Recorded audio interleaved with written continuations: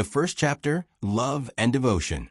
In a warm, loving home filled with happiness, Naab, a beautiful yet self-absorbed young woman, devoted herself to caring for her mother, Fatima.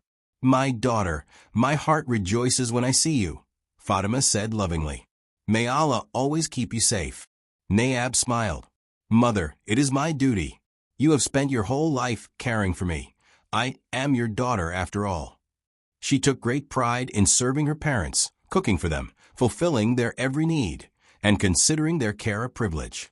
However, deep down, she believed herself to be superior to others. To her, devotion and service were reserved only for her own parents.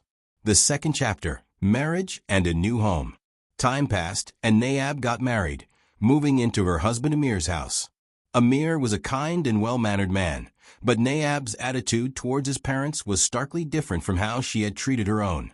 One day, Amir's mother, Khalida Begum, gently asked, "Daughter, could you bring me a glass of water? I need to take my medicine." Irritated, Naab responded, "Mother, you can get up and fetch it yourself. I have a headache, please don't disturb me." Khalida Begum sighed and later spoke to her husband. She used to care so much for her own parents. But for us, her attitude is completely different. Are we not parents too? Her husband, speaking softly, replied, "Some people believe their duty of service is only for their own parents. Life has a way of teaching them otherwise." Despite Amir's repeated efforts to make Naab understand, she remained unmoved. She continued to see herself as above others and felt no obligation toward her in-laws. The third chapter, The Turn of Time. Years passed. Naab, now aging, had a daughter and a son of her own. She found herself in the same position her in-laws once were. One evening, she called out, "Zainab, my dear, could you bring me a glass of water? I'm very tired." Zainab, engrossed in her phone, replied indifferently, "Mother, get it yourself. I'm busy." Shocked, Naab stared at her daughter. Perhaps she hadn't heard properly? "Zainab, can you please iron my clothes? My back hurts." Annoyed, Zainab snapped, "You always call me for work. Let me live my life." Naab felt a jolt of pain in her chest. Just then, her son, Hassan, entered. "Hassan, dear, I need to visit the doctor tomorrow. Could you take me?" Irritated, Hassan replied, "Mother, I have plans with my friends. Ask someone else." Tears welled up in Naab's eyes. She sank into a chair as memories of her past flooded back.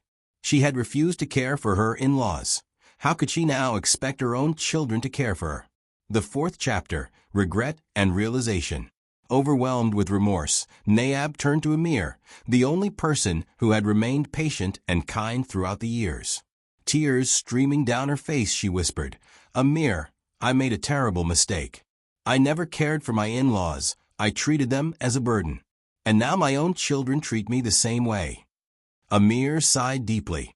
"Naab, life is a cycle. If you plant a thorn tree, it will not bear apples. You reap what you sow." Wiping her tears, Naab said, "Amir, I don't want to spend the rest of my life in regret. I want to make amends for my mistakes." She went to Khalida Begum, her mother-in-law, and stood before her with trembling hands.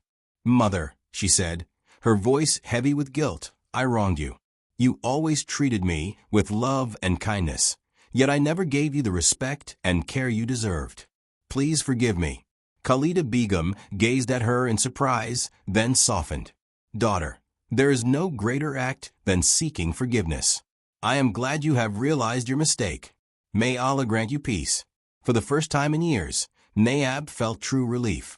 She knew she could not undo the past, but she had taken the first step toward righting her wrongs. Conclusion, a lesson for all.